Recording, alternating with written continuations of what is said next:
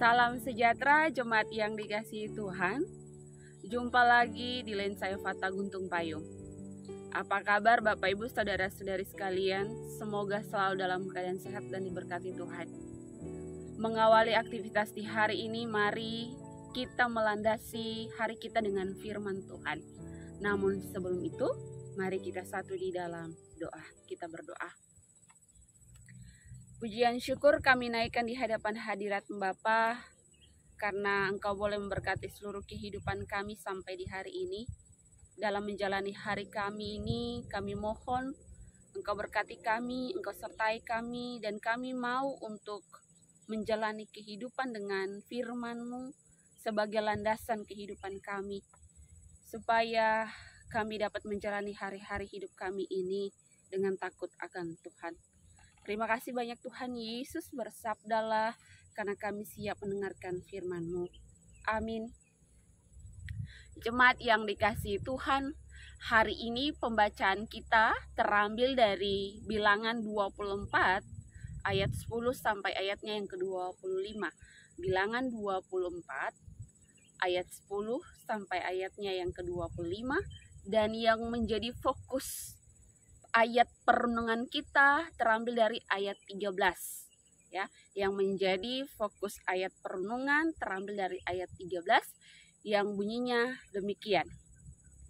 Sekalipun Balak memberikan kepadaku emas dan perak seistana penuh, aku tidak akan sanggup melanggar titah Tuhan dengan berbuat baik atau jahat atas kemauanku sendiri. Apa yang akan difirmankan Tuhan, itulah yang akan kukatakan. Demikian pembacaan firman. Haleluya. Dan diberikan tema, jangan mudah tergiur tawaran dunia. Jemaat yang dikasihi oleh Tuhan Yesus Kristus, hari ini bacaan kita masih menceritakan tentang Raja Balak dan Bileam. Dalam kisah ini memperlihatkan Raja Balak yang mengalami rasa kekecewaan kepada Bileam. Kekecewaan itu terjadi karena Bileam tidak mengikuti perintah Raja Balak, yaitu mengutuki bangsa Israel. Melainkan yang dilakukan oleh Bileam malah memberkati bangsa Israel. Atas situasi yang demikian, maka Balak mengusir Bileam dan mengatakan seperti ini, aku telah berkata kepadamu, aku telah bermaksud memberi banyak upah kepadamu, tetapi Tuhan telah mencegah engkau memperolehnya. Itu tercatat atau tertulis di ayatnya yang ke-11. Bapak Ibu saudara-saudari boleh melihat di dalam ayatnya yang ke-11. Ya. Dari ayat yang ke-11 ini dapat kita lihat sikap Raja Balak, yang dimana ia sudah tahu bahwa Tuhan memang tidak berkehendak untuk Bileam mengutuki bangsa Israel. Tapi Raja Balak tetap memaksakan Bileam untuk melakukan hal itu. Dan pada akhirnya hanya kekecewaan yang diterima oleh Raja Balak.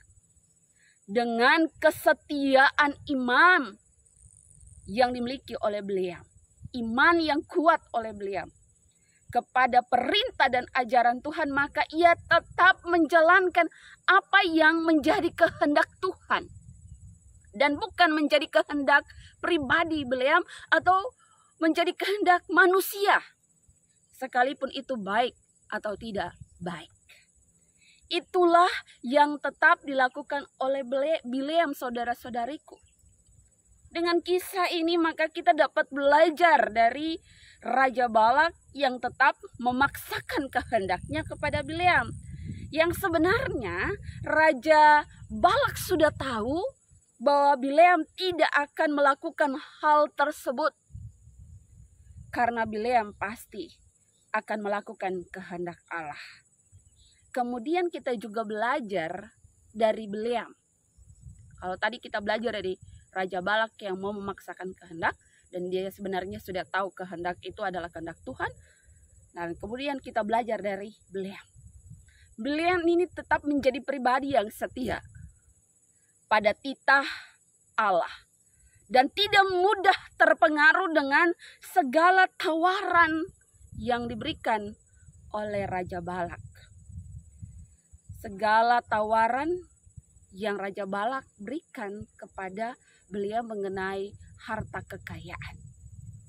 Jemaat yang dikasihi oleh Tuhan Yesus Kristus, bukan kehendak kita yang jadi, melainkan kehendak Tuhanlah yang harus terjadi di dalam kehidupan kita.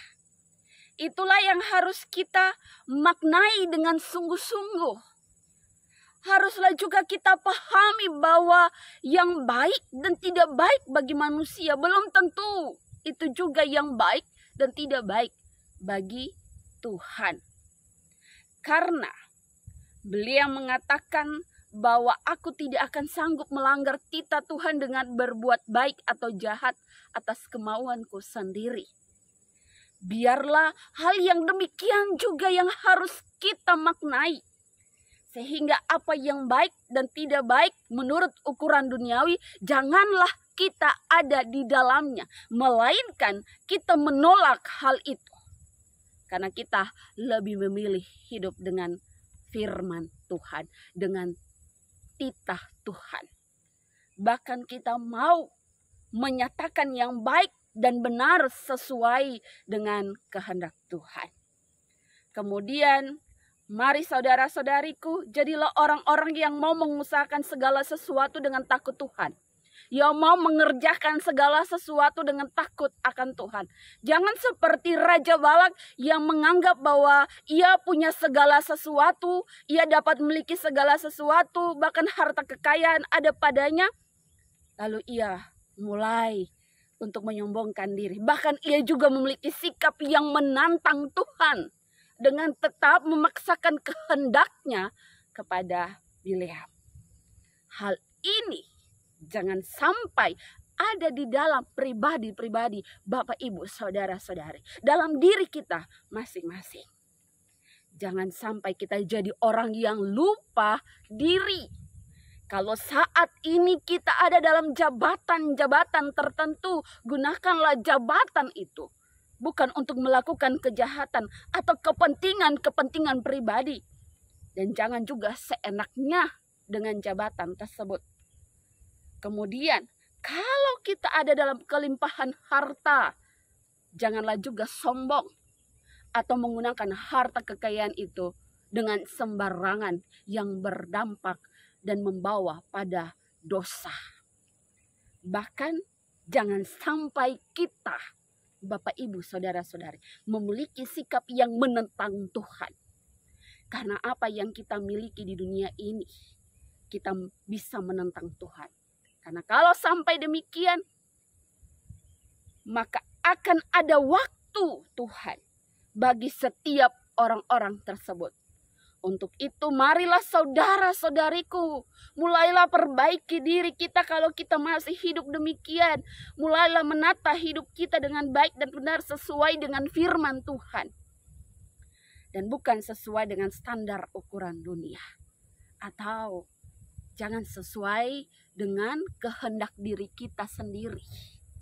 Melainkan kehendak Tuhanlah yang harus jadi di dalam kehidupan kita semua. Kehendak Tuhan yang berasal dari firman.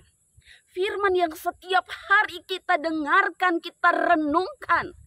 Itulah yang harus kita lakukan dengan sungguh-sungguh. Itulah yang harus kita maknai dengan sungguh-sungguh dalam kehidupan kita, serta nyata dalam sikap, tindakan, dan perbuatan. Sehingga kita menjadi orang-orang yang taat, yang setia, sekalipun banyak tawaran dunia yang menggoda hidup kita. Ingatlah bahwa Tuhan melihat segala sesuatu. Ia juga mengetahui segala sesuatu. Maka itu Mari saudara-saudariku, Bapak Ibu yang terkasih dalam Tuhan Yesus Kristus, hiduplah dengan sungguh-sungguh dalam firman-Nya dan lakukanlah firman-Nya. Itulah yang dikehendaki Allah di dalam Yesus Kristus untuk kehidupan kita semua. Kiranya firman Tuhan yang kita dengarkan, renungkan ini, biarlah tertanam dalam hati dan pikiran kita, dan kita mau melakukannya dari hari lepas hari. Terpujilah Tuhan Yesus Kristus. Amin.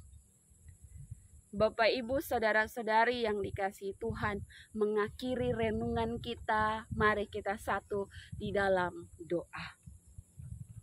Allah Bapa yang bertakhta dalam kerajaan surga, buatlah kami hidup dengan setia dan taat, sehingga kami mampu menjauhkan diri kami dari segala berbagai banyak tawaran godaan dunia ini. Kami hidup sungguh-sungguh di dalam firman-Mu. Terima kasih banyak Tuhan, inilah kehidupan kami di hari ini. Kami landaskan hidup kami hanya dalam nama Bapa, Anak, dan Roh Allah yang kudus. Terpujilah Tuhan. Haleluya. Amin.